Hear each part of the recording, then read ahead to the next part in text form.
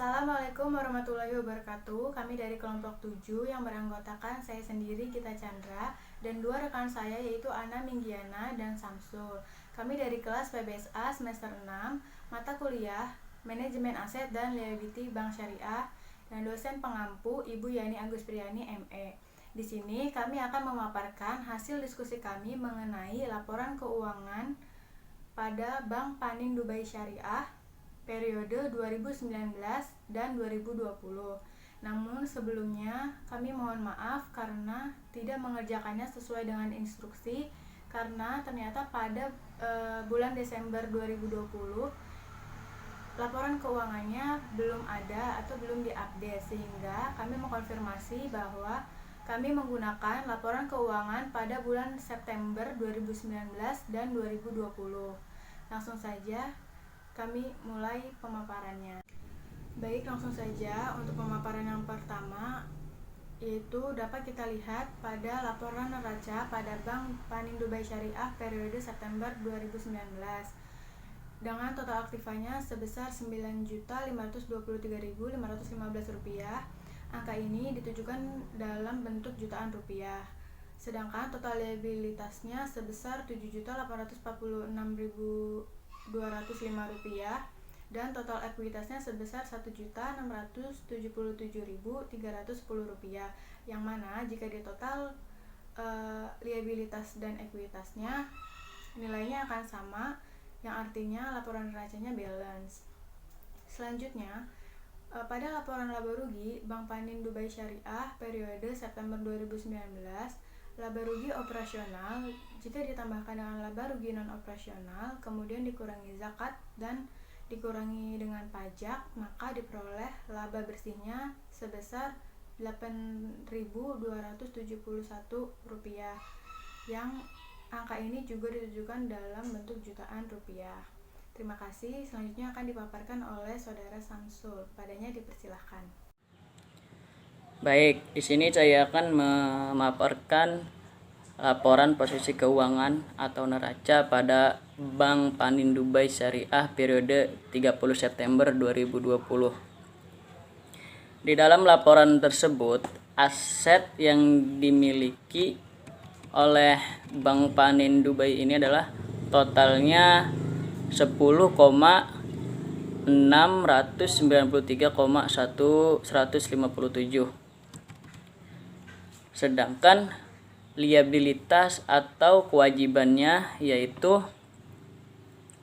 9,057,679. Sedangkan total ekuitasnya yaitu 1,635,478. Total liabilitas dan ekuitas ini dari penjumlahan total liabilitas atau kewajiban ditambah total ekuitas atau modal, dan hasilnya adalah 10,693,157. Selanjutnya itu laporan laba rugi pada Bank Panin Dubai Syariah periode September 2020. Pada laporan laba rugi Bank Dubai Syariah, pendapatan setelah distribusi bagi hasil sebesar 100,078 dikurangi pendapatan atau beban operasional lainnya sebesar 101,433 dan mendapatkan laba atau rugi operasional sebesar 1,355. Selanjutnya, laba atau rugi operasional yaitu 1,668 dikurangi laba atau rugi non operasional sebesar 1,355 sama dengan laba bersih sebelum pajak yaitu 313. Lalu laba bersih sebelum pajak dikurangi pajak yaitu 69 sama dengan laba atau rugi per tahun berjalan 244. Lalu laba rugi tahun berjalan 2,44. Lalu laba rugi tahun berjalan dikurangi penghasilan komprehensif lain tahun berjalan setelah pajak, yaitu 685, dan menghasilkan laba bersih. Assalamualaikum warahmatullahi wabarakatuh. Saya akan memaparkan hasil perbandingan laporan keuangan neraca dan laba rugi Bank Panin Syariah periode 2019 dan 2020. Sebelumnya, perkenalkan, nama Ana Minggiana, NIM 1814214. Jadi, berdasarkan pengamatan dari laporan keuangan Bank Panin Syariah periode 2019 dan 2020 dalam jutaan rupiah, bahwa total aset untuk periode 2020 sebesar 10.693.157.000 rupiah. Hal ini mengalami peningkatan sebesar 1.169.642.000 dari tahun sebelumnya yang senilai 9.523.515.